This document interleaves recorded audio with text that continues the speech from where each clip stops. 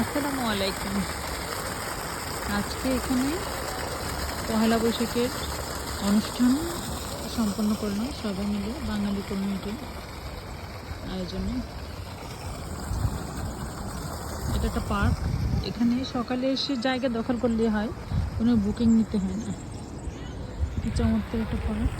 বাংলাদেশে এমন একটা জায়গা কনভেনশন হলে বুকিং নিলে অনেক টাকা পে করতে হয়, আর এখানে সম্পূর্ণ ফ্রি, সবার জন্য উন্মুক্ত। এখানে বারবিকিউ করা যায়। এই গাছগুলি দেখেন, কত শত বছর আগের এই গাছগুলি।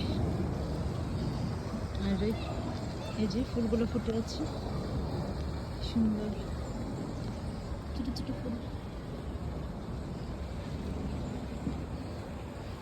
একটু পর পরে আজকে বৃষ্টি, ওয়েদারটা এরকমই, আজ বৃষ্টি হবে আবার রৌদ্র। যে বসার জায়গাগুলো সবার জন্যই উন্মুক্ত, কোনো নির্দিষ্ট কারোর জন্য না। পার্কটা চতুর্দিকে অনেক সুন্দর, বিশাল বড়, আর লিসবনের সবচেয়ে বড় পার্ক এটা। বেশিরভাগ অঞ্চলই জঙ্গল, একদম ভিতরে। কেমন লাগে এটা?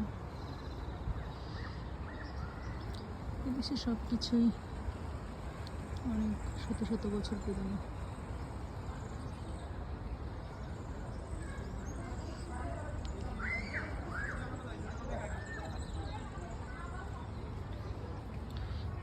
খাবার পানির কল দেওয়া আছে,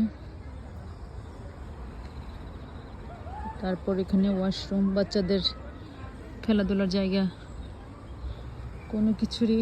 আর ওই সাইডটা, ওইটা পুরোটাই বারবিকিউ করার জন্য। এখানে সিন দেওয়া, তারপর চুলা বসানো, সব কিছুই আছে এখানে।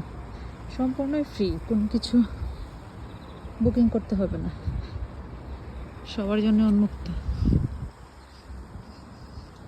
এগুলি অলিভ গাছ, শত শত বছর পুরনো এই অলিভ গাছগুলি। আর বসার জায়গাগুলো দেখেন। আর এই যে ময়লার জায়গা, মানে নোংরা রাখা যাবে না, যে যার মতো করে খাবে, কিন্তু একদম ক্লিন করে যেতে হবে। এটা হলো এদেশের সিস্টেম। এই যে গাছগুলি দেখেন, কত পুরাতন, একেবারে শত শত বছর আগের এগুলি অলিভ গাছ। যে কিরকম দেখতে। আমাদের দেশ হলে কত আগে কেটে ফেলতো। এখানে বাচ্চারা পা ভিজাতে পারে, নামতে পারে, গোসল করতে পারে, কিন্তু নামে না, অনেকেই নামে না। অনেক গভীর, কিন্তু মোটামুটি এমনি দেখতে মনে হবে না যে বিশাল বড় পার্ক। আমরা বাসায় থেকে রান্না বান্না করে নিয়ে আসছি, ওয়ান ডিশ পার্টি। অনেকগুলো ফ্যামিলি একসাথে আসছে, তো সবাই এক একটা করে রান্না করে নিয়ে এসে, ওইটা ওয়াশরুম, রান্না করে নিয়ে এসে খাওয়া দাওয়া করলাম একসাথে। বিকেলে নাস্তা, ডেজার্ট, লাঞ্চ, ব্রেকফাস্ট, পিঠা, সব কিছুই নিয়ে আসছি। অনেক ফ্যামিলি একসাথে আসাতে এত কষ্ট হয় না, সবাই এক একটা ডিশ করে নিয়ে আসছে। প্লেগ্রাউন্ড অনেকগুলা, এখানে একটা, ওই উপরে একটা, ওইখানে। আর বৃষ্টি হলে সহজ হলো, এখানে ছাউনি দেওয়া আছে ওই যে উপরে। সবাই ভালো থাকবেন। আসসালামু আলাইকুম।